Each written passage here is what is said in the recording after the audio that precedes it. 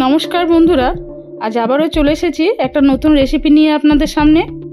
আশা করি আপনারা ভালো আছেন। আমার আজকের রেসিপি ডিমের কচুরি। আমরা তো টিফিনে বাড়িতে ডিম দিয়ে নানা রকম ধরনেরই রেসিপি বানিয়ে থাকি, কিন্তু আজ ইচ্ছে হলো একটু নতুন ধরনের কিছু রেসিপি করি, তাই শুরু করে ফেললাম এই রেসিপি। আজকেই প্রথম বানিয়েছি বন্ধুরা বাড়িতে, আর আজকেই আপনাদের সাথে শেয়ার করলাম। এখানে আমি আগের থেকে একটা আলু আর 3টে টমেটো সেদ্ধ করে রেখেছিলাম, সেগুলোকে একটা পেস্ট বানিয়ে নিচ্ছি। এবারে একটা মিক্সিং বোলের মধ্যে আমি দিয়ে দিচ্ছি সেই আলু আর টমেটোর পেস্ট। তারপর এখানে দিচ্ছি আমি 2 কাপ ময়দা। আপনারা চাইলে আটা দিয়েও রেসিপিটা করতে পারেন, তবে আমি এখানে ময়দা ইউজ করেছি। 3 কাপ মতো ময়দা লাগবে আমার, কিন্তু আমি এখানে 2 কাপ প্রথমে দিচ্ছি, পরে আবার কিছুটা দেব। পরিমাণ মতো লবণ দিয়ে দিলাম, 1/2 চামচ মতো বেকিং পাউডার, 1/2 চামচ একটু গোটা জিরে দিয়েছি। আপনারা চাইলে এখানে জোয়ানও দিতে পারেন। এখানে দিয়ে দিলাম 1 চামচ ভাজা মশলা, খানিকটা আদা কুচি আর একটা মাঝারি সাইজের পেঁয়াজ কুচি। চিলি ফ্লেক্স দিয়ে দিচ্ছি এখানে, আপনারা চাইলে কাঁচা লঙ্কাও দিতে পারেন। আর দিলাম 1 চামচ মতো চিনি, 4 চামচ মতো সাদা তেল। এবার মিশ্রণটাকে ভালো করে একটু মেখে নিতে হবে। প্রথমে একটু স্প্যাচুলার সাহায্যে সমস্ত উপকরণগুলোকে ভালো করে একটু মিশিয়ে নিলাম। তারপর বন্ধুরা এটাকে কিন্তু হাত দিয়ে ভালো করে একটু ডলে ডলে মাখাতে হবে। আমি আরও একটু 1/2 কাপ মতো ময়দা এখানে দিচ্ছি। এখানে কোনো জলের ব্যবহার আমি করব না। তারপর ভালো করে একটু আটা মাখি যেমনভাবে, সেরমভাবে একটু ভালো করে মেখে নিতে হবে। একটা সফট ডো বানাতে হবে। এবার এটাকে আমি রেখে দিচ্ছি প্রায় 10 মিনিট রেস্টে। এদিকে আমি পুরটা বানিয়ে নিই। এখানে 5টা ডিম নিয়েছি। ডিমটাকে তেলের মধ্যে দিয়ে একটু ভালো করে ভেজে নিতে হবে। পরিমাণ মতো এখানে লবণ দিয়ে দিলাম, আর দিয়ে দিচ্ছি সামান্য পরিমাণে একটু গোলমরিচ গুঁড়ো। এখানে আর অন্য কোনো মশলা আমি ইউজ করব না। তারপর প্রায় 2-2.5 মিনিট ধরে এটাকে আমি একটু ভালো করে ভেজে নিয়েছি।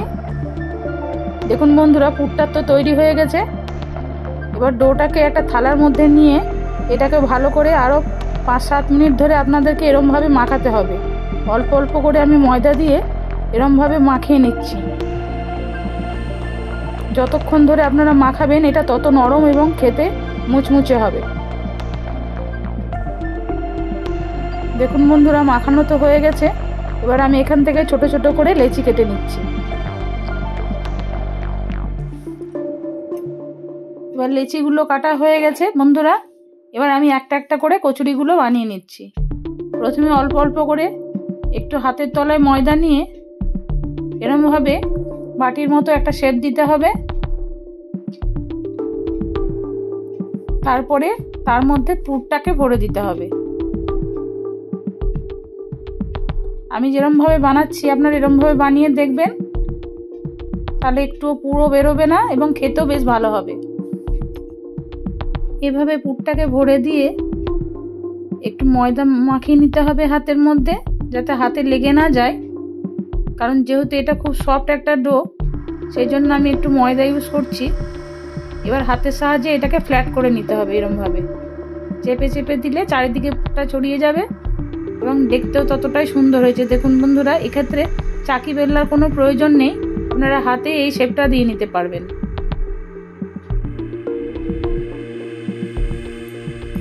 এভাবে সমস্ত কচুরিগুলোকে আপনাদের বানিয়ে নিতে হবে।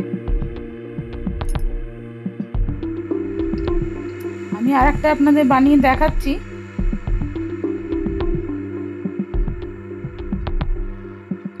এইভাবে হাতের সাহায্যে ফ্ল্যাট করে নিয়ে সমস্ত কচুরিগুলো আমি বানিয়ে নিলাম। এবার প্রত্যেকটা কচুরির ওপরে আমি একটু করে সাদা তিল আর কালো জিরে দিয়ে দিচ্ছি। যদিও বন্ধুরা এটা আমার একটা ভুল হয়ে গেছে, আমি এটা ডোতে মাখানোর সময় দেওয়ার জন্য রেখেছিলাম, কিন্তু আমি ভুলবশত এটা আমার আর দেওয়া হয়নি। অনেক সময় হয় না, কাজ করতে করতে আমরা ভুলে যাই, সেরকম আমিও ভুলে গেছি বন্ধুরা। কিন্তু আমি এখানে উপর থেকে তিলটা দেওয়াতে অনেকটা তিল কিন্তু ভাজার সময় বেরিয়ে গেছে। তাই আপনারা এই ভুলটা করবেন না, আপনারা ডোটা মাখানোর সময় তিল আর কালো জিরেটা দেবেন।